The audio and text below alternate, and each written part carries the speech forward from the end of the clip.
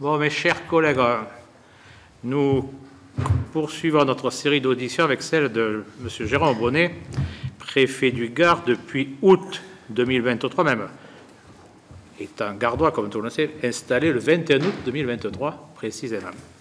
Avant de vous donner la parole, je vous rappelle qu'un faux témoignage devant notre commission d'enquête est passible des peines prévues aux articles 434-13, 434-14 et 434-15 du Code pénal.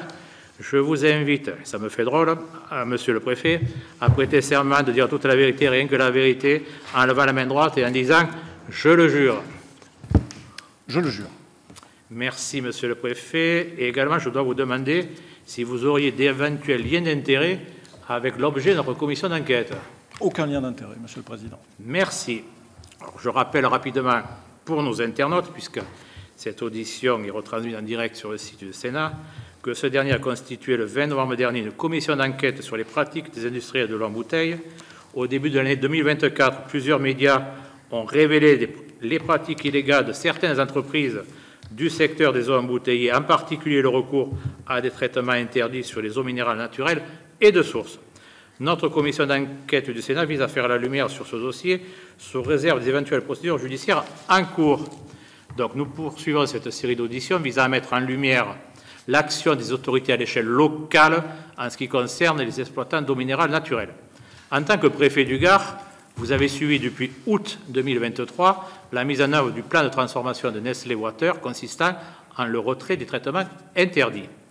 Quel a été le rôle de la préfecture sous votre autorité, mais aussi sous celle de votre prédécesseur, Marie-Françoise Lecaillon, que nous auditionnerons dans quelques semaines? Quelles ont été et sont aujourd'hui vos interactions entre les autres services de l'État concernés au niveau central, avec les cabinets ministériels de l'économie, de l'industrie ou de la santé, ou encore avec la Direction générale de la santé ou la Direction générale de la consommation, de la concurrence et de la répression des fraudes, et au niveau local avec l'ARS? Quelle est la situation actuelle sur le site Perrier en termes de risques sanitaires et en termes de prélèvement des eaux? Plus globalement, comment le préfet a-t-il exercé son rôle de contrôle des eaux embouteillées sur le site? Quelles leçons tirez-vous de cette crise qui entame la confiance des consommateurs pour un secteur auquel nous tenons tous? Voici quelques questions sur lesquelles notre rapporteur, et je lui fais entièrement confiance, vous interrogera. Donc, Monsieur le Préfet, j'allais dire, vous pouvez présenter vos propos préliminaires en 20 minutes, demi-heure. Je pense que vous allez faire comme vous le souhaitez, au moins 20 minutes. Puis après, notre rapporteur aura, je ne doute pas, diverses questions à vous poser. Puis également, nous passerons aux questions des autres membres de la commission d'enquête. Donc, Monsieur le Préfet, vous avez la parole. Merci, Monsieur le Président, Monsieur le rapporteur, mesdames, les sénatrices, mesdames et messieurs. Donc, Jérôme Bonnet, préfet du Gard. Si vous me permettez, je vais directement aller sur le sujet Perrier et finalement vous dire ce qu'est ma vision depuis ma prise de fonction sur ce sujet. J'ai pris mes fonctions donc effectivement le 21 août 2023 après avoir été nommé le 13 juillet 2023 dans le Gard. Le premier contact que j'ai sur le sujet est un échange téléphonique que j'ai avec ma prédécesseure qui se tient le 28 juin 2023 où nous brossons l'intégralité, non, mais les sujets du Gard, puisqu'évidemment je découvre et nous évoquons dans une conversation téléphonique qui doit durer 40-45 minutes, à peu près tous les sujets. Et sur le sujet Perrier, dans les notes que j'ai prises à l'époque, apparaît le fait qu'elle m'informe que dans le sujet Perrier, dont j'ignore tout évidemment à ce stade, elle a validé le plan de transformation et lancé les opérations qui sont liées à ce plan de transformation. C'est effectivement, le hasard des choses fait que, son courrier adressé à Perrier est daté du même jour. Donc je pense que pour elle, il y avait aussi une actualité lorsque nous avons brossé tous ces sujets. Autre étape, ma prise de fonction m'attend, j'imagine, comme tout préfet, puisque c'est la première fois que j'exerce les fonctions de préfet dans le Gard. M. Bonnet a été avant directeur général de la police judiciaire, pour votre culture générale, mes chers collègues. M'attend un dossier très fourni de la part de tous les services de l'État sur toutes les problématiques qui peuvent exister dans le département, dans absolument tous les domaines. Vous connaissez le spectre des fonctions préfectorales, et j'ai une note sur les sujets ARS de la part de mon directeur territorial de l'ARS de l'époque, Claude Rolls, qui a pris sa retraite depuis, qui me dresse les sujets liés aux questions ARS, sur lesquels apparaît sur 8 lignes un petit point sur le sujet Perrier, m'expliquant d'abord et essentiellement qu'il s'agit d'une entreprise importante du département, mais également que cette entreprise investit massivement dans un plan de transformation et qu'à l'occasion de ce plan qu'elle investit massivement dans un plan de transformation, que des anomalies ont pu être détectées dans les années 2021 et 2022, que Perrier fait l'objet d'un suivi attentif de la part de l'ARS, et son petit laïus se termine par une phrase m'indiquant que Perrier a été autorisé à utiliser la microfiltration à 0,2 par un bleu ministériel, enfin par un bleu de Matignon, comme on dit dans le jargon. Je ne sais évidemment à ce moment-là pas vraiment de quoi il s'agit, mais c'est ma connaissance du sujet à ma prise de fonction. L'étape suivante, c'est une sollicitation de la part de Perrier, de Nestlé Waters, même plutôt, de faire un point sur justement ce plan de transformation et la délivrance des autorisations liées à la transformation à la fois de deux puits R3 et R5 vers Maison Perrier et la sollicitation d'un arrêté modificatif lié au nouveau mélange Perrier. Comme je le fais d'ailleurs depuis et avec à peu près toutes les entreprises ou les élus qui viennent porter un projet, j'organise cette réunion qui se tient le 11 octobre 2023 en présence de la présidence de Nestlé Waters, entouré, je dois avoir le détail, mais des responsables à la fois Nestlé Waters et Perrier dans le Gard, et également les représentants de chacun des services de l'État. C'est Muriel Liénot pour... C'est Muriel Liénot, tout à fait. Et chacun des représentants des services de l'État compétents en la matière, afin que le porteur de projet nous expose ses attendus et que les services de l'État posent leurs exigences et leurs attendus aussi pour que ce dossier suive son cours. Ce dossier, je le rappelle, je l'évoquais à l'instant, c'est à la fois le déclassement de deux captages et c'est également la modification de l'arrêté d'autorisation historique, si j'ose dire, du mélange d'eau minérale naturelle. Cette réunion aboutit assez classiquement aux prescriptions, à un calendrier prévisionnel d'instruction du dossier qui a déjà démarré par l'ARS, des attendus, de la question également, de la réunion du CODERST, etc. Et donc, cette réunion se clôture sans difficulté et l'instruction de la demande suit son cours avec un dossier parallèlement qui est celui, pardon, je voudrais être clair, mais le nouveau mix Maison Perrier a été déposé en juillet 2023 et un dossier qui a été demandé, sollicité par ma prédécesseur, de nouvelles autorisations sur le mix Perrier d'une manière générale, c'est-à-dire sur le plan de transformation, c'est l'idée qu'il faut une nouvelle autorisation, est déposé lui le 13 octobre. Et c'est sur la base de dossier déposé le 13 octobre qu'est instruite la demande de modification de l'arrêté préfectoral. Permettez juste de nous dire un petit mot complémentaire sur cette histoire de mix. Oui. Vous pouvez nous, c'est des mélanges de forages, exactement. Ça correspond à quoi? Ouais. Le principe du mix, vous ne m'en voudrez pas mais le principe du mix, c'est effectivement d'obtenir le produit fini à partir de plusieurs sources, de plusieurs forages. Ces sources étaient au nombre de 7 à ce moment-là, 2 devenant des eaux de boisson. Il faut valider le nouveau mix avec des attendus qui ne portent sur cet arrêté modificatif, je le précise et je le redécouvre à rebours évidemment, ne porte que sur le mélange, la notion de pureté originelle d'eau minérale, mais ne porte pas sur le circuit de traitement. La modification ne porte pas sur le circuit de traitement à ce moment-là. Ces projets passent en CODERST avec un avis favorable qui est émis par le CODERST et les arrêtés sont signés le 22 décembre 2023.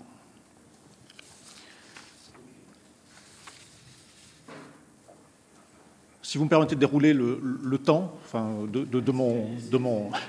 C'est particulièrement intéressant, c'est particulièrement cadré, donc c'est très utile pour nous. Merci. Le sujet suivant, si j'ose dire, est pour moi une note qui est datée du 27 février 2024, signée par le directeur général de l'ARS. J'ai vu que dans votre questionnaire, vous m'interrogiez sur une note du 6 février 2024, qui est une note qui ne m'a pas été communiquée, qui est une note interne à l'ARS. On me transmet une note du 27 février 2024 qui m'est adressée le 20 mars 2024.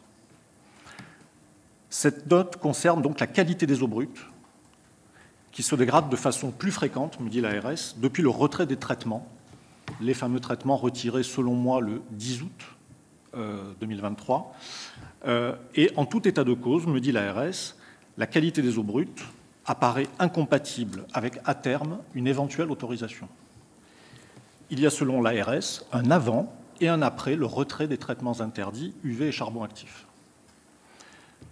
Par ailleurs, ce qui est évidemment pour moi une de mes balises, mais on y reviendra, les prélèvements n'ont mis en évidence aucune contamination des produits finis. L'ARS donc m'informe qu'en l'état, l'autorisation qui est sollicitée, donc de nouvelle autorisation pour le mélange Perrier, en l'état ne recevra sans doute pas une suite favorable. C'est son constat, c'est celui qui m'est communiqué le 20 mars. Ce constat est assorti de préconisations par l'ARS et d'une proposition de courrier qui est adressée donc à Perrier, courrier que je valide donc 2 jours après, demandant à Perrier l'ARS préconise, après validation de la Direction générale de la santé, c'est comme ça que c'est écrit dans la note, de poursuivre l'instruction de la demande. C'est-à-dire, on fait un constat... On est d'accord qu'on est sur la demande de mélange. On n'est pas sur les demandes de changement de microfiltration. On est sur le mélange. On est sur le mélange. L'ARS vous dit que, potentiellement, il ne validerait pas cette demande de modification. Et il vous explique pourquoi, à ce moment-là? Par rapport à des contaminations.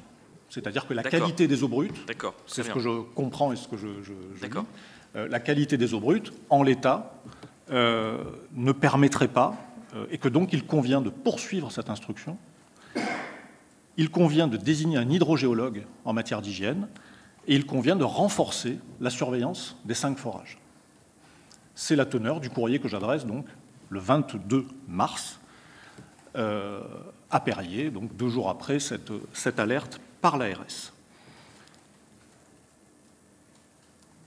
Je suis à nouveau saisi, je poursuis sur ce fil et je reviendrai sur l'épisode de contamination si vous voulez bien. L'ARS me saisit à nouveau le 9 juillet, toujours sur ce sujet de l'instruction de la nouvelle autorisation, en me disant qu'il est nécessaire de désigner le laboratoire d'hydrologie de Nancy, le laboratoire de l'ANSES, en raison de différences d'appréciation des résultats par le laboratoire Eurofins, mandaté par l'ARS, et les laboratoires de Perrier, enfin en tout cas, ou de Nestlé Water, je ne sais pas d'ailleurs, le laboratoire sont laboratoire Perrier. Il me soumet donc cette demande de désignation d'hydrogéologue et cette saisine du laboratoire. La saisine du laboratoire de Nancy est faite par l'ARS, via la Direction générale de la santé. Les hydrogéologues sont saisis par une réquisition que je signe le 15 juillet. Donc je suis saisi le 9 et effectivement je valide cette proposition évidemment de l'ARS. Je reviens un petit peu en arrière, j'en suis désolé, sur la contamination. Je comprends que le 15 mars intervient une contamination, en tout cas c'est la date que j'ai, peut-être était intervenue sur ce fameux épisode, mais le 15 mars intervient une contamination sur le puits Romaine 8. L'ARS en est informée par Nestlé, le puits est mis en décharge et les lots produits à cette occasion sur le créneau de temps sont gelés, entre guillemets, sont isolés. J'ai cette information de la contamination le 22 mars, de la part de 2 sources. Une première source qui est l'ARS, qui m'informe qu'il y a ce problème-là, et la présidente de Nestlé Waters, qui m'envoie un mail directement me disant « On a détecté cette contamination, on a mis en décharge le puits et on a bloqué les lots. » On est donc le 22 mars. Il y a ensuite des échanges entre l'ARS et Perrier, des échanges techniques, où je ne suis évidemment pas informé du fond. Et le 16 avril 2024, l'ARS me soumet une proposition d'arrêté de fermeture du forage, Romaine 8, qui est mis en décharge, c'est-à-dire qu'il n'est plus intégré au mix Perrier, c'est en tout cas ce que j'en comprends et que je crois, bien évidemment, et également un courrier donc, enjoignant de ma part la destruction du lot de bouteilles qui ont été produites sur les créneaux du 10 mars au 14 mars sur la ligne 34. Plusieurs prescriptions techniques et notamment la mise en place de recherches virologiques apparaissent dans ce courrier sur proposition de l'ARS. Le courrier et l'arrêté sont signés le 19 avril.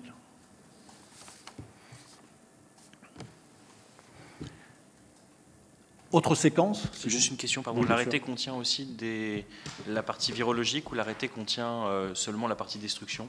C'est un arrêté de destruction? Pour être précis, l'arrêté ne concerne que la fermeture du forage. Ah pardon, excusez-moi, la fermeture du forage. C'est par courrier qu'effectivement apparaissent la destruction et les mesures complémentaires. Le 5 avril 2024, c'est en tout cas la trace que j'ai retrouvée, mais le directeur général de l'ARS me suggère de diligenter une inspection inopinée. Je lui réponds, je me cite, si vous me permettez, « Je suis partisan d'une posture très ferme. Le doute s'éternise. » C'est la réponse que je fais à Didier Jaffre, et c'est sur cette base-là qu'il me propose ensuite la rédaction d'une saisine pour une mission d'inspection qui vise à la fois l'ARS, qui embarque avec elle, si j'ose dire, si vous me permettez l'expression, la DDPP dans sa composante CCRF.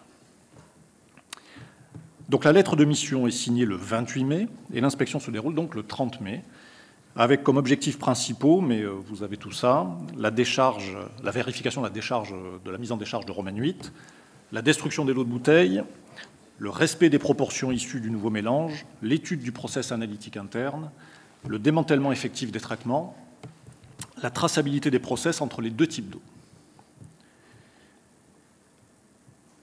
Une première note d'étape à la suite de cette inspection du 30 mai m'est transmise le 17 juin 2024 par l'ARS. C'est des documents qui vous ont été fournis. Elle relève à la fois des points positifs, c'est-à-dire qu'un certain nombre des prescriptions et des choses pour lesquelles l'inspection avait été diligentée sont considérées comme positifs, et un certain nombre de doutes qui sont ceux qu'au final on retrouvera dans les prescriptions. Le rapport d'inspection est bouclé, si j'ose dire, mais je vais revenir sur le terme que j'utilise, le 13 août 2024. Pourquoi j'utilise ce terme? Parce que dans votre questionnaire, vous me demandez si je valide ce rapport. Je ne valide pas ce rapport. Ce rapport, en tant que tel, est signé des inspecteurs le 13 août et il n'a pas été modifié depuis. C'est-à-dire que les inspecteurs sont souverains dans leurs analyses, en quelque sorte. C'est un rapport avant contradictoire? C'est le rapport avant contradictoire, mais c'est, j'ai envie de dire, c'est un peu comme un procès-verbal. Je fais référence à mes anciennes fonctions. Quand il est signé à date par ceux qui l'ont fait. Donc, c'est le rapport du 13 août. Ce rapport m'est transmis le 6 septembre 2024, en vue d'ailleurs de lancer ce contradictoire. Ce rapport m'est transmis accompagné d'une note du directeur général de l'ARS qui m'en fait l'exégèse, qui m'en fait l'analyse, et au vu de nos discussions, des discussions qui sont en cours, et ce qui est capital pour moi dans mon champ de responsabilité, il est écrit que la mission conclut qu'il n'y a pas d'écart majeur constaté de nature à engendrer un risque pour les consommateurs et justifiant des mesures urgentes. Outre quelques écarts mineurs dans la note de synthèse, ensuite il y a le bloc, si j'ose dire, enfin, la partie la plus importante, mais sont soulevés les écarts 4 liés à la microfiltration et 5 sur le non-respect des critères de pureté originelle. Cette note de synthèse du 6 septembre 2024 confirme que, faute de texte, il ne peut être ordonné le retrait de la microfiltration. Par ailleurs, cette note de synthèse, elle vous a été transmise. Ce retrait, m'est-il écrit, ferait en outre peser un risque sanitaire. J'adresse dans le cadre du contradictoire ce rapport à Perrier le 12 septembre 2024. Les réponses de Perrier sont adressées à l'ARS le 16 octobre 2024. Le rapport définitif. Quand on dit rapport définitif, ça n'est donc... on a toujours notre rapport du 13 août, auquel sont ajoutés, évidemment, les prescriptions et le résultat du contradictoire entre l'ARS et Perrier, sachant que ce rapport m'est transmis pour que je valide, et je me suis permis d'écouter les auditions précédentes, donc vous avez toute liberté, monsieur le préfet. Et celle de... Eh bien non. On ne vous entend pas, monsieur le rapporteur. Après celle de la DGCRF, d'accord. Parce que ce que je veux dire par là, c'est que... à traiter de la question de ce rapport avec la DGCRF, ouais. Notamment de la date de sa transmission. Il y en a d'autres en préfecture de gare qui l'ont regardé. Oui, oui. Je vais revenir, mais un point qui me paraît important, c'est que, bien évidemment, la compétence du préfet se retrouve assez dépendante de la compétence technique de l'ARS sur ces dossiers. En revanche, c'est bien moi qui ordonne l'inspection. Donc il est normal que les suites et les résultats de l'inspection me soient adressés pour que je valide ou non les prescriptions qui sont faites. Je préfère le préciser parce que ça me paraît important, sinon ça signifie que je ne sers que de boîte aux lettres. Le rapport donc m'est soumis le 18 décembre, accompagné d'une note de synthèse, du tableau des écarts et d'une proposition de notification de ces résultats à Perrier. Deux aspects m'interpellent dans ce rendu définitif. Le premier, qui entre-temps avait été repris par la presse, concerne une phrase des inspecteurs sur le devenir du site. Et donc j'interroge assez légitimement l'ARS pour savoir sur quelle base scientifique, moi il n'y a que ça qui peut m'intéresser, cette affirmation et sur quelle base elle est fondée. Le point qui me dérange le plus, c'est que dans le courrier qui m'est proposé, on me demande d'ordonner le retrait des microfiltrations à 0,2 sous un mois. Et si vous me permettez, mais je ne veux à la fois pas être long, mais peut-être qu'il s'agira de questions que nous aurons, mais dans ma position, je dois avoir comme balise la préservation de l'ordre public, en l'occurrence de la protection sanitaire des populations. Je n'ai pas, dans les rendus qui sont là, d'alerte sur le point de vue sanitaire. La décision que me propose l'ARS, qui est un retrait, qui est une injonction, une obligation que je vais imposer, c'est un acte faisant grief, où je vais ordonner à Perrier de retirer ces microfiltrations. Pardon, juste précision, acte faisant grief, mais il se trouve que ce n'est pas dans l'arrêté d'autorisation. Tout à fait. Mais pour un acte faisant grief, je cherche la base juridique. Quel est le texte qui interdit la microfiltration à 0,2 ? C'est le sens du courrier que j'adresse à l'ARS pour me préciser le cadre juridique fondant ma décision faisant grief, je l'analyse en tout cas comme ça. D'ailleurs, dans le courrier qui m'est proposé, apparaissent des prescriptions relatives au droit de recours. Je vais au bout de ce que je veux dire, pour compléter ce que je voulais vous dire, c'est que si ça n'apparaît pas dans l'arrêté, au vu du principe de légalité, il y a un problème. Alors, oui, mais je peux venir à ce que je dis. Complètement. Sachant, mais pour répondre à votre question, que cette microfiltration à 0,2 m'est présentée comme étant autorisée. C'est pour ça que je faisais la précision. Présentée par l'ARS comme étant autorisée. Présentée par l'ARS comme étant autorisée. Très bien. Présentée par l'ARS tout au long d'ailleurs du process comme étant autorisée. Enfin, pardon, je me répète, mais et par ailleurs. Jamais l'ARS, ne vous dit qu'il y a une question qui se pose sur la microfiltration à 0,2. La question, à partir de quand on vous le distille si je peux... la question commence à se poser à partir du rendu de la première version du rapport. C'est-à-dire les interrogations qui apparaissent dans le rapport En 2024, en mai... En 2024, tout à fait. Jamais avant. Ouais, c'est ça. Jamais avant. Les interrogations qui apparaissent avant sont des interrogations qui apparaissent dans la presse, mais pas dans les rapports que j'ai avec l'ARS. Par ailleurs, je tiens à préciser que, y compris dans les courriers du directeur général de la santé qui sont adressés aux deux ARS, qui ne sont pas d'ailleurs les mêmes courriers, une réglementation est annoncée. Vous me permettez d'en déduire que si elle est annoncée, c'est qu'elle n'existe pas. Et que donc, l'acte que je peux prendre me paraît, en tout cas c'est mon analyse à ce moment-là. Et,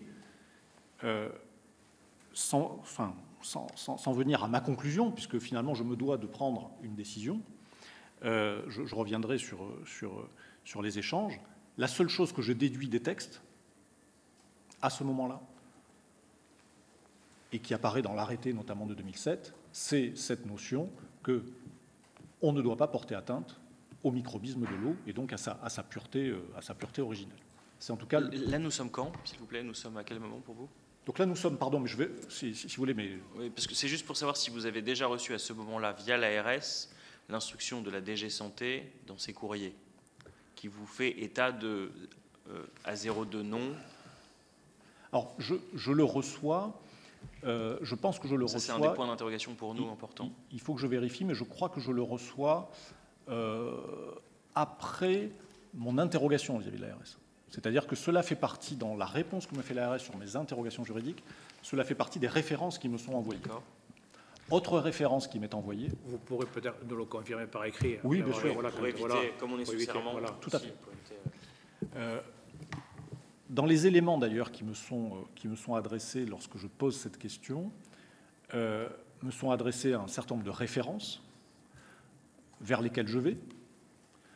Audit de la commission, directive, etc. etc. Je ne retrouve dans aucun de ces textes une prescription qui dise que la maille, en revanche, se retrouve à chaque fois cette notion d'atteinte portée au microbisme ou des propos qui sont à chaque fois au conditionnel, c'est-à-dire que l'on pourrait imaginer qu'à 0,2, il puisse y avoir une modification substantielle des qualités de l'eau. Dans l'audit de la Commission, le 0,2 est spécifiquement écarté.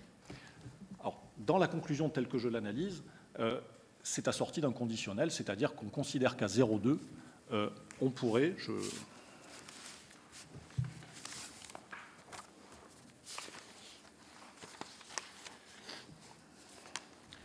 Si vous me permettez, en tout cas pour la partie que j'ai dans les conclusions générales, il est écrit dans ce rapport d'audit, page 21, en l'absence de règles harmonisées sur l'utilisation de la microfiltration, les autorités compétentes acceptent l'utilisation de la microfiltration à l'aide de filtres dont la taille des pores peut être aussi faible que 0,2, même si avec des pores aussi fins, on ne peut exclure le risque d'une modification du microbisme de l'eau. On ne peut exclure.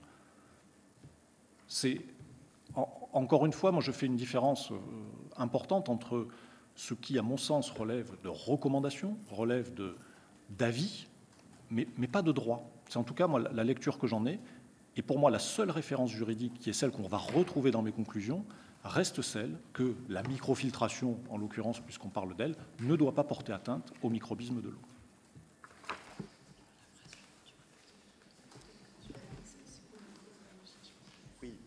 La phrase suivante, pardon, je suis désolé parce qu'on ne va pas faire des exégèses de Commission européenne, même si c'est passionnant.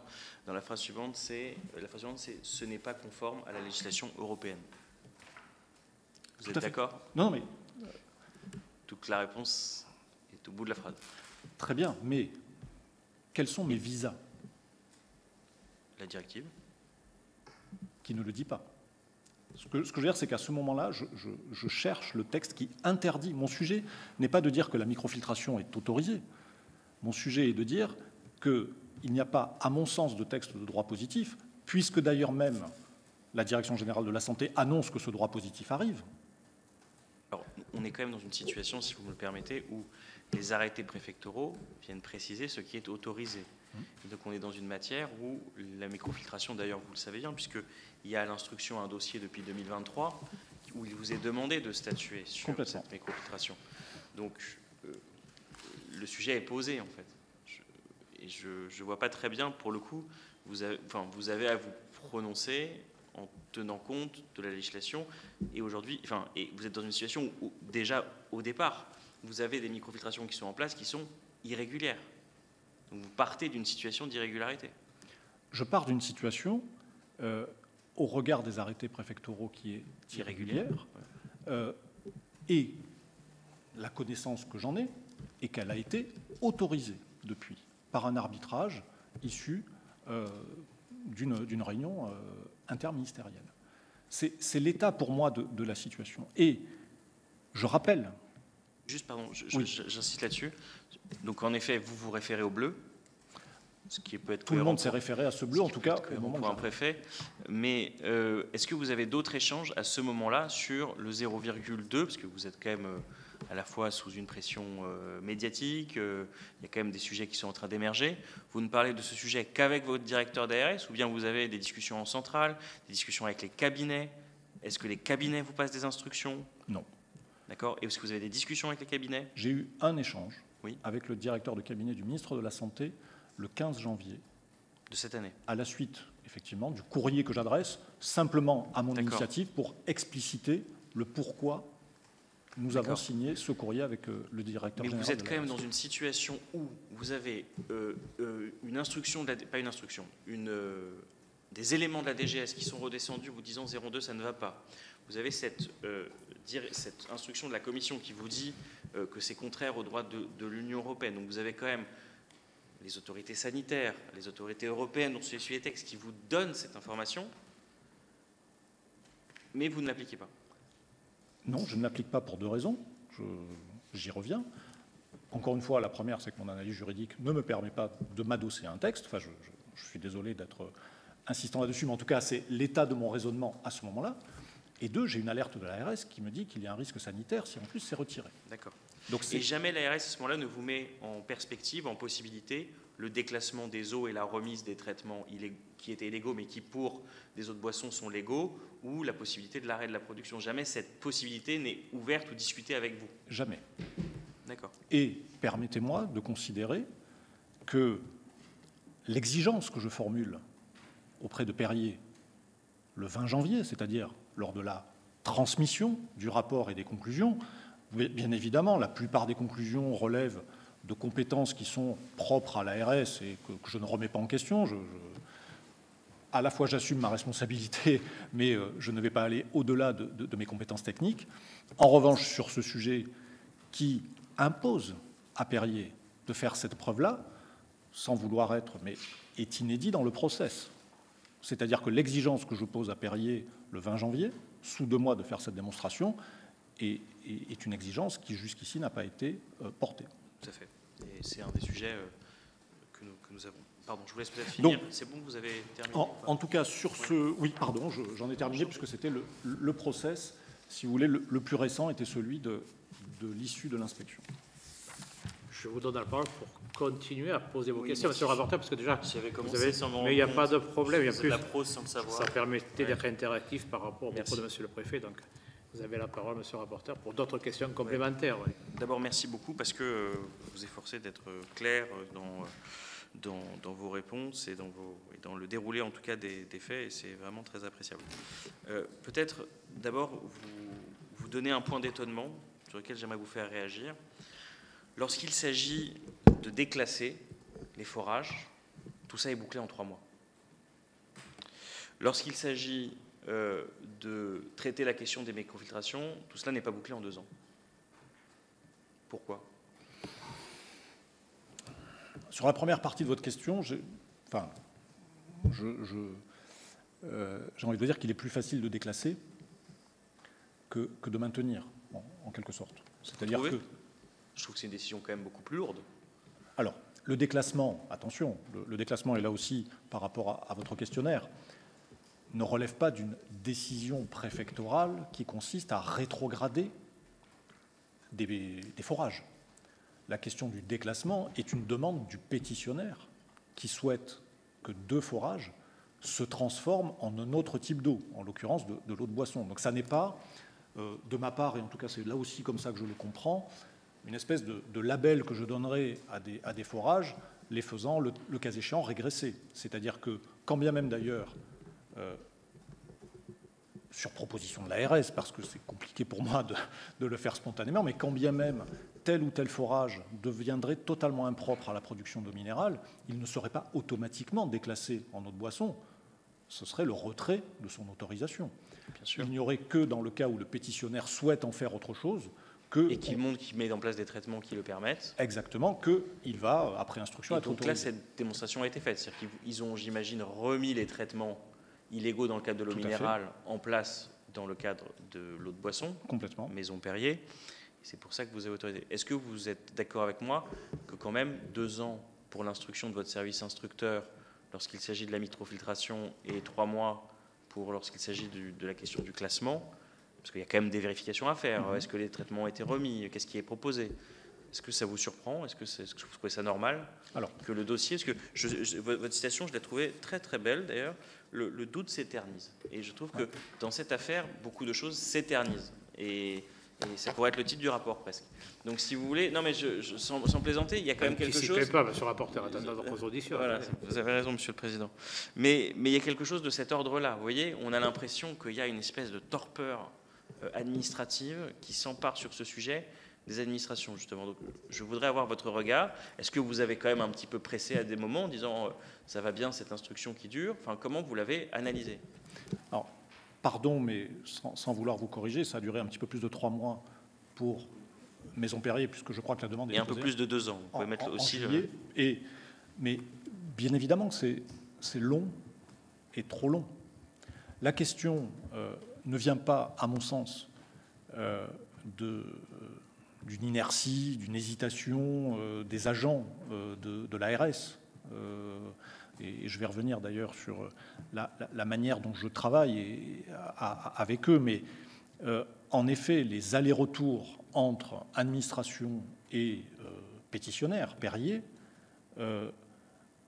finalement créent une situation où, pour reprendre par exemple le débat sur les compétences des laboratoires, c'est un débat qui est, à mon sens, un débat qui est, comment dire, un petit peu une manière peut-être de ralentir. Effectivement, je cherchais le mot, je vous remercie, mais c'est peut-être une démarche un petit peu dilatoire. Enfin, je considère, mais peut-être suis-je... De la part de Nestlé, vous voulez dire? Quand on commence à contester le thermomètre alors qu'on est le contrôlé, effectivement, c'est que l'on a peut-être quelque chose qui relève de ça. Je reviens, mais j'ai évidemment écouté ce que disait Didier Jaffre ou également l'ex-directrice générale de l'ARS.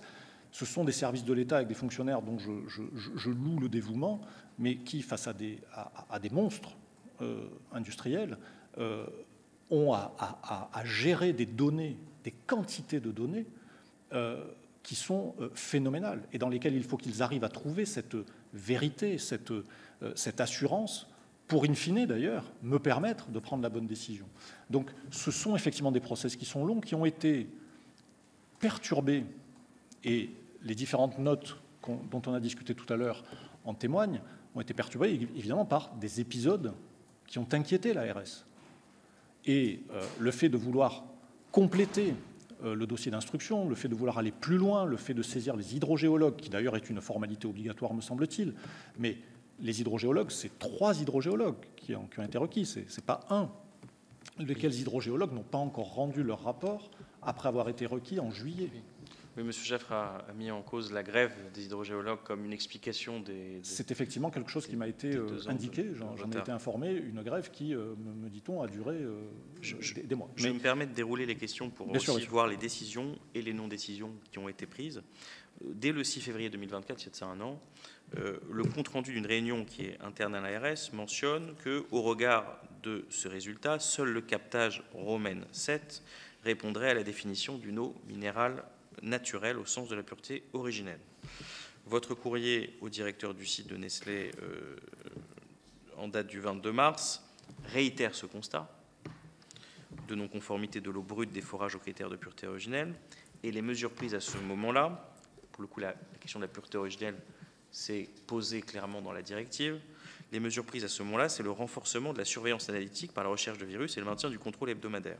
Donc ça permet de répondre à la question sanitaire, mettons. Pourquoi vous n'avez pas à ce moment-là ordonné le déclassement du forage? Pourquoi vous n'avez pas été plus loin, considérant, c'est écrit noir sur blanc, que nous ne sommes plus en présence d'eau minérale naturelle? Et quelque part, pourquoi finalement vous avez laissé perpétuer la fraude aux consommateurs qui était en train de se dérouler de ce point de vue-là? Alors, première remarque de ma part, cette note du 6 mars ne m'a pas été transmise. Du 6 février, pardon, ne m'a pas été transmise. Comme je vous l'ai dit tout à l'heure, j'ai été informé de ces faits le 20 mars. C'est juste pour la... Voilà, mais votre courrier reprend ses conclusions. Et mon courrier reprend ses conclusions parce que dans tous les écrits que j'ai de la part de l'ARS, à la fois le sujet de la santé sanitaire est considéré comme garanti et à la fois il n'y a pas de fraude avérée. Aux consommateurs? C'est ce qui... Si on vous écrit, monsieur le préfet, pour le coup, que la pureté originelle n'est plus présente, ce qui est le cas, nous ne sommes plus dans de l'eau minérale naturelle. C'est écrit noir sur blanc et c'est toujours vendu. On nous a fait l'exégèse de la bouteille de Perrier il y a quelques instants sur la manière dont elle était présentée, ce qui était écrit. On est dans ce cadre où il y a écrit sur la bouteille de Perrier eau minérale naturelle. Donc nous sommes en présence d'une fraude avérée, documentée, écrite par vos services instructeurs et par vous-même dans le cadre de ce courrier. Qui me propose ce que je demande à Perrier, c'est-à-dire des mesures complémentaires et de renforcement de surveillance. C'est en tout cas ce qui m'est proposé et que je valide.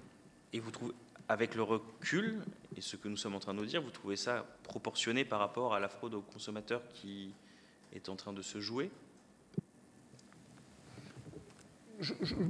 Moi, je ne peux pas me faire un avis qui soit, sur le plan de la qualité intrinsèque de l'eau, bien différent de celui qui est établi par l'ARS et ses spécialistes en termes de qualité.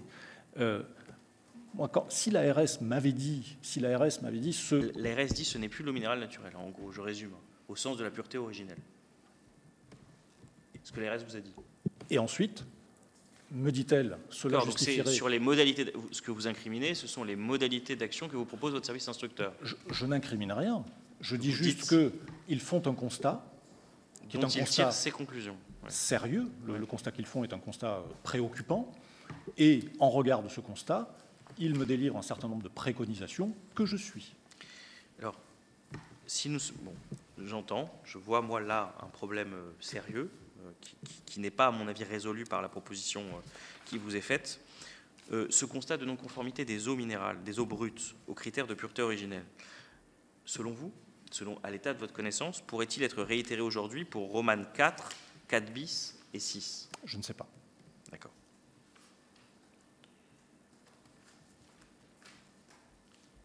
Très bien.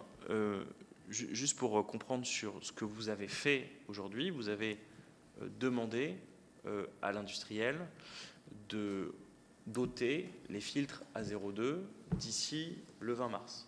Non. Non. Je leur ai demandé de faire la démonstration qu'en l'état actuel de leur process, cela ne porte pas atteinte aux qualités, ce qui revient à l'exigence de l'arrêté de 2007. D'accord. Sauf que vous, dans vos services, c'est ce qu'on a pu caractériser très bien dans le Grand Est, que Madame Merlot, qui est chef de bureau, si je ne dis pas de bêtises, à la direction des eaux, enfin au bureau des eaux embouteillées, ça doit s'appeler comme ça, ce bureau, au ministère de la Santé, nous dit il y a des avant-après qui sont disponibles déjà et à la main des ARS et des préfets. Autrement dit, et d'ailleurs ce qui nous a été confirmé dans le Grand Est, il y a la possibilité de savoir si avant-après, il y a déjà une modification du microbisme de l'eau. Aujourd'hui, est-ce que vous avez en votre possession, est-ce qu'ils vous ont été transmis des éléments qui vous permettent d'évaluer par vous-même? Parce qu'en fait, on renvoie à l'industriel une question réglementaire dont on peut répondre via le LHN, via nos laboratoires publics, via le contrôle sanitaire tout simplement, et vous renvoyez vers l'industriel. Vous, aujourd'hui, de ce que vous en savez, est-ce qu'il y a modification du microbisme de l'eau avec ces filtres? Je ne le sais pas. Donc vous n'avez pas d'informations sur les avant-après qui ont été réalisés dans le Grand Est, en Occitanie, et s'ils ont été réalisés? Non. Et c'est ce qu'induit la demande que je formule. D'accord. Et dans vos échanges avec l'ARS ne vous donne pas la clé sur ce sujet. À aucun moment, le directeur de l'ARS vous dit oui, à 0,2, le microbisme est modifié. Non. D'accord. À 0,2, enfin, ce qui est écrit de façon constante, c'est que cette filtration à 0,2 a été autorisée.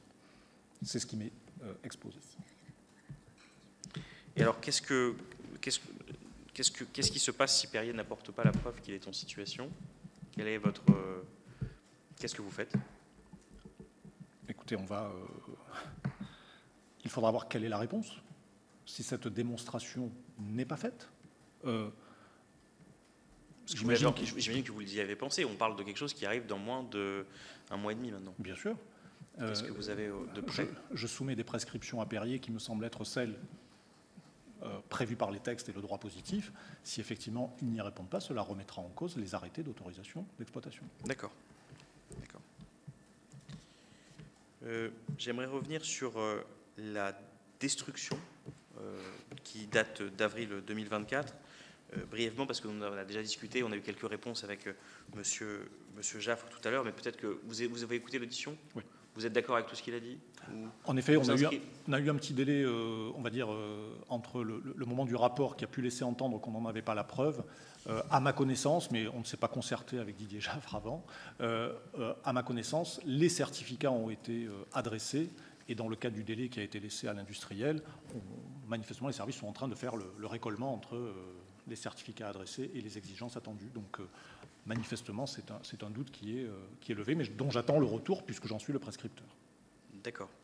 Vous ne l'avez pas aujourd'hui? Je ne l'ai pas à ce jour, non. D'accord. Il y a quand même un peu de friture sur la ligne dans cette affaire. Non. Enfin, Vous trouvez que vous travaillez correctement avec les services de l'ARS, de manière fluide?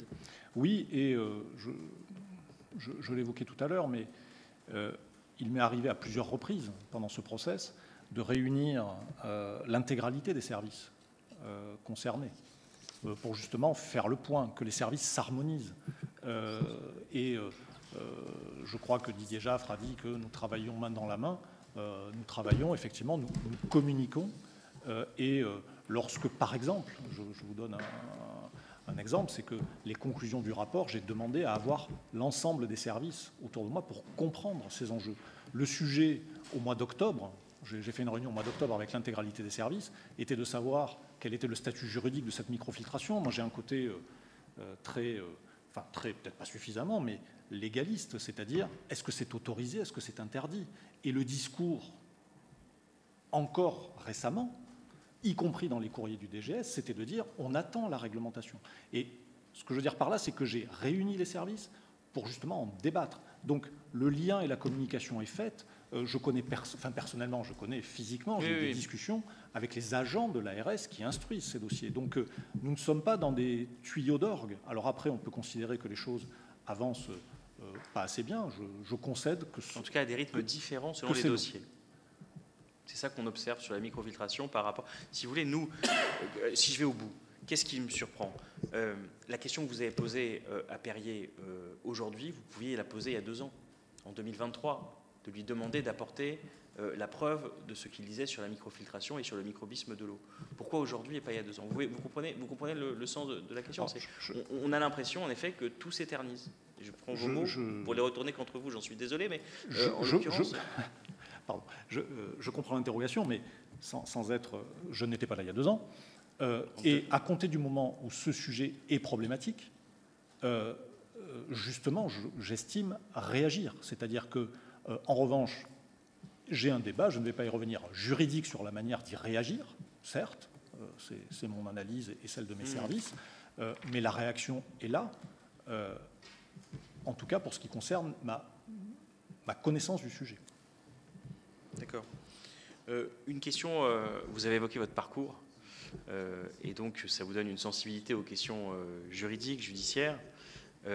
En Occitanie, il avait été décidé de ne pas recourir à un article 40 du Code de procédure pénale. Or, vous, quand vous arrivez, vous êtes informé aussi de ce qui s'est joué dans cette installation et le retrait de mesures, disons, de ces installations interdites. Et d'ailleurs, vous êtes informé par la presse de tout ce qui se passe. Qu'est-ce qui fait que vous ne pratiquez pas un article 40 ? Qu'est-ce qui fait que vous n'allez pas devant le procureur de la République? La question, je me la suis posée, évidemment. Vous voulez être posée avant qu'on se rencontre, ou vous voulez être posée à votre arrivée? Non, je ne l'ai pas posée à mon arrivée. Vous ne voulez pas poser à votre arrivée? À mon arrivée, la première fois que je rentre un peu dans le dossier, les traitements frauduleux et interdits, c'est-à-dire UV et charbon actif, ont été retirés. Et depuis, je n'ai pas eu connaissance d'éléments pouvant justifier et pouvant me mettre dans la position de ce qu'explique l'article 40, dans une position où j'acquiers la connaissance d'un crime ou d'un délit que je me dois de signaler au procureur de la République. C'est en tout cas mon raisonnement. Et dois-je remonter sur des périodes antérieures à mon arrivée pour exhumer des choses qui sont susceptibles d'eux? Ça n'est en tout cas pas comme ça que je... D'accord, c'est le caractère passé des événements qui vous a poussé à ne pas faire l'article 40, si je devais résumer. Tout à fait, tout à fait. D'accord.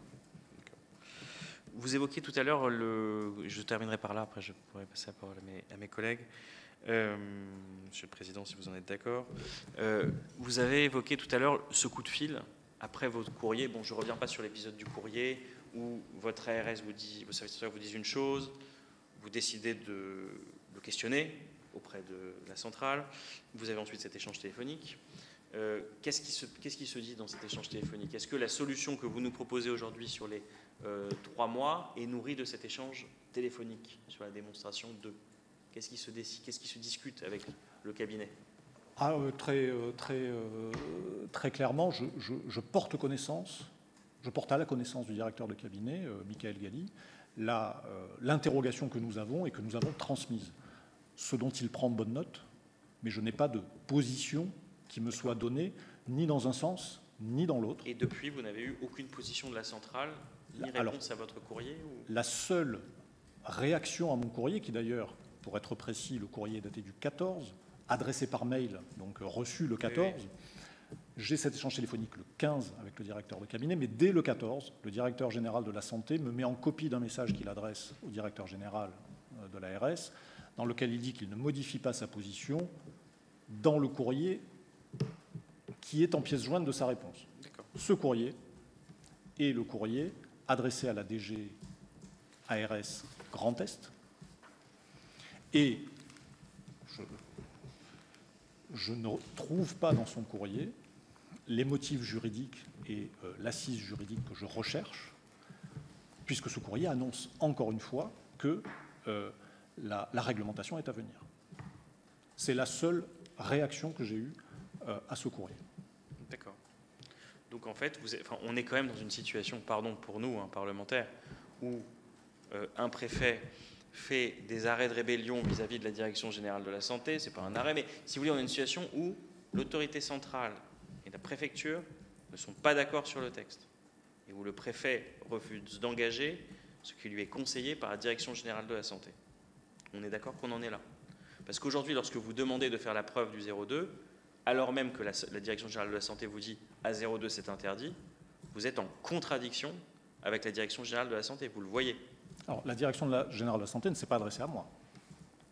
À votre service instructeur, qui vous a transmis les informations. Non mais là, pour le coup, ne jouons pas sur les mots, sur à qui a été adressée les choses.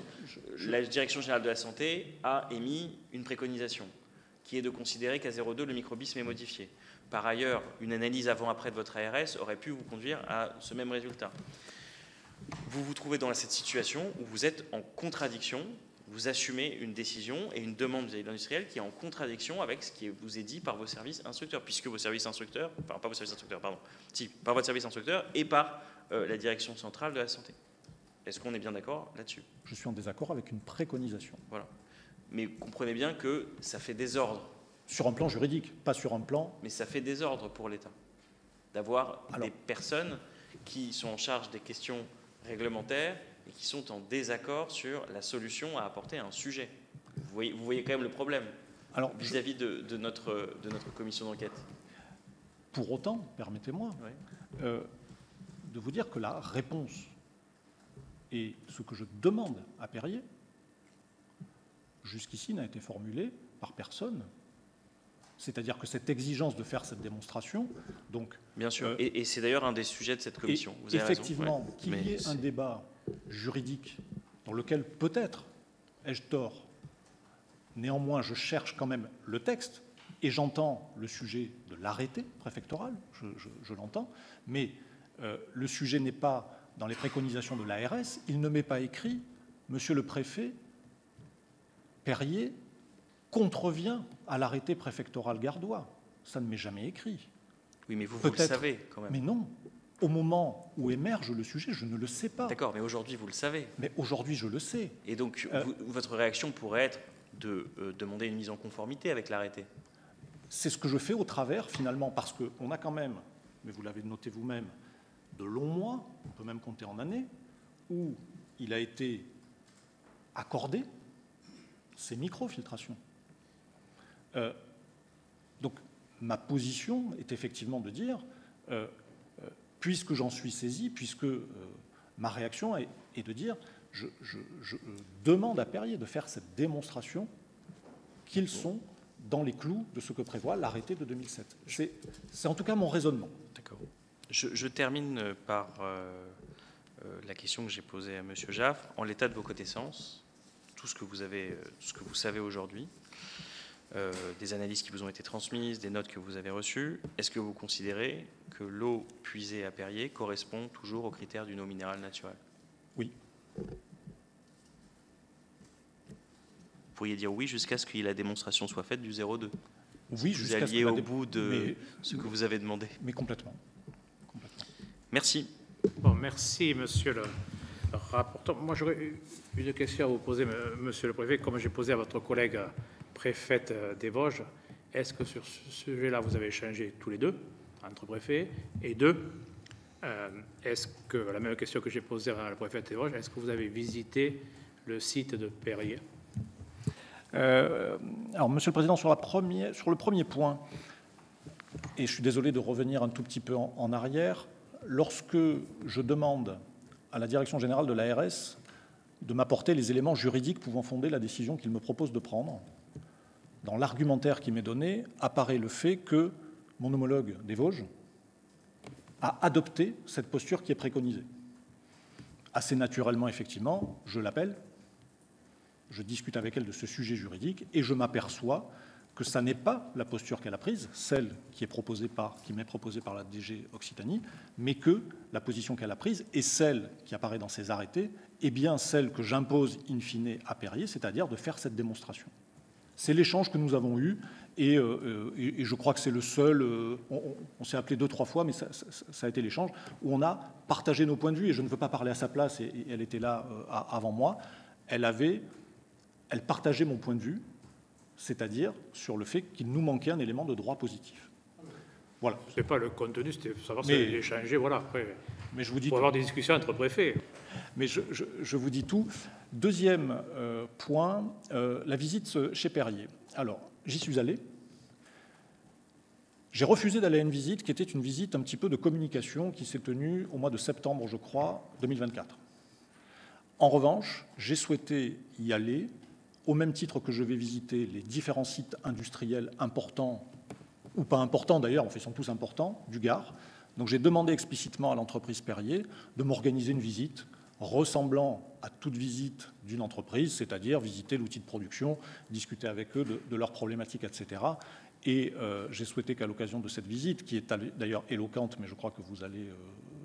je sais que vous venez demain, démontre qu'on est sur un appareil industriel lourd. C'est une grosse machine. Merci bien. Donc, je crois qu'il y a notre collègue, Mme Gull. Bien. Mais déjà, monsieur le préfet, je vous remercie pour toutes ces informations très claires, comme elles l'étaient d'ailleurs lors de notre dernière audition, puisque j'ai eu le plaisir de vous auditionner précédemment pour la mission d'information. Moi, j'aurais deux questions. La première concerne la traçabilité qui avait fait l'objet, bien sûr, de notre discussion du mois de juin ou juillet dernier. Donc, est-ce qu'aujourd'hui, nous avons une traçabilité totale sur les usines Perrier qui distingue la production d'eau minérale naturelle, de la production d'eau de boisson.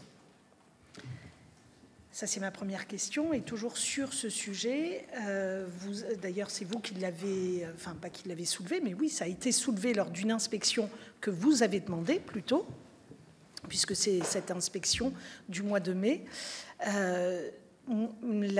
L'autre question que je veux vous poser en rapport avec cette traçabilité, c'est considérez-vous qu'il est pertinent d'autoriser à Perrier le fait que sur la même ligne de production, il puisse faire ces deux eaux très différentes quand même, puisque c'est le sujet même de toutes nos missions et commissions et j'allais dire, c'est l'objet même du scandale, c'est-à-dire de pouvoir faire une eau qui a subi des traitements et la faire passer pour une eau minérale naturelle. Le deuxième point, la deuxième question, donc là, c'est la traçabilité. Je veux bien vous réentendre là-dessus. Donc aujourd'hui, où en sommes-nous? Je sais où nous en étions au mois de juillet. Où en sommes-nous aujourd'hui sur la traçabilité? Pas de souci. Et le deuxième sujet, vous dites qu'il a été autorisé la microfiltration à 0,2. Or, sans arrêté préfectoral, moi, je ne considère pas que la microfiltration à 0,2 soit autorisée. Enfin, je ne sais pas, il y a peut-être une autre manière d'autoriser des choses, mais il me semble que c'est bien l'arrêté préfectoral qui autorise ou non. Donc, il n'a pas été autorisé, même s'il y a eu une RIM qui vous préconise de faire ça, tant que ça n'est pas suivi d'effet par les préfets. Et je constate aujourd'hui qu'aucun préfet n'a suivi d'effet cette RIM. Qui n'est pas tout à fait une RIM, qui porte un autre nom, mais ce document, ce bleu, n'a pas été suivi d'effet, puisque personne n'a sorti l'arrêté préfectoral qui autorise la microfiltration à 0,2. Donc on voit bien qu'il y a ce hiatus, sinon vous-même, vous l'auriez sans doute sorti, et vous l'auriez... j'imagine, on voit bien que ce soit dans les Vosges ou que ce soit dans le Gard, ça n'a pas été fait. Voilà les deux questions que j'ai à vous poser. Merci, Madame Bulle, Monsieur le Préfet. Oui, Madame la Sénatrice. Alors, sur le premier sujet, je ne l'ai pas précisément en tête, mais cela fait partie des écarts qui ont été notifiés à Perrier, ce sujet de la traçabilité que Perrier doit absolument, par rapport aux demandes qui ont été adressées à l'industriel, documenter pour qu'on ait effectivement la certitude, on va dire, de la traçabilité, c'est-à-dire de quelque part l'étanchéité des lignes les unes avec les autres pour que l'eau... donc cela fait partie des demandes qui sont en cours. Donc je ne peux pas vous répondre, mais en tout cas, ça fait partie des exigences que nous avons vis-à-vis de l'industriel et vis-à-vis desquelles nous attendons des réponses et auxquelles il doit répondre. C'est un élément, mais je n'ai pas la réponse aujourd'hui. La question un peu technique de la cohabitation des différents flux, j'avoue... dépasse un petit peu ma compétence en termes de pertinence. Je crois que dans le plan de transformation de Perrier apparaît cette idée d'avoir une seule ligne de production par forage, ce qui fait partie de leur plan, mais c'est eux qui le maîtrisent, de leur plan de transformation, c'est-à-dire de lier. C'est quelque chose en tout cas que j'ai entendu, mais je me permettrai de le confirmer. C'est vraiment d'isoler les différents flux. Sur la troisième question, mais j'entends qu'il s'agisse, c'est-à-dire la question de l'autorisation, pas l'autorisation. J'entends ce débat, et c'est un débat d'ailleurs dans lequel je suis entré. C'est-à-dire de se dire, c'est autorisé, me disent les services, c'est autorisé, mais on attend une réglementation. Et dans ma posture de préfet, encore une fois, avec ce sujet de la préservation, de la santé, etc., je vais chercher la source de droit qui me permet de... Mais c'est un fait que, par arrêté préfectoral, cette microfiltration n'a pas été autorisée. Écoutez, je crois qu'il n'y a pas d'autres questions. Monsieur le Préfet, je vous remercie. Je crois que je vais associer Monsieur le rapporteur dans mes propos pour dire que je crois qu'on a beaucoup apprécié cette audition par la qualité de vos propos qu'on peut considérer de pédagogue et de sérieux, Monsieur le Préfet. Je crois que c'est les termes qu'avec Monsieur le rapporteur nous tenions à vous dire, disant bien sûr à mes collègues que demain nous serons dans le Gard dans le cadre donc d'une visite du site Perrier. On remercie bien sûr la préfecture du Gard d'avoir mis à disposition tout ce que nous souhaitions. Et puis, mes chers collègues, nous nous retrouverons mardi prochain parce qu'on visite beaucoup. La France est riche et diverse. Et mardi prochain, donc, nous aurons les auditions de la directrice générale de l'Agence régionale de santé Rhône-Alpes et votre collègue préfet du Puy-de-Dôme. Donc voilà, merci beaucoup. Bon après-midi, bon appétit et à demain pour certains.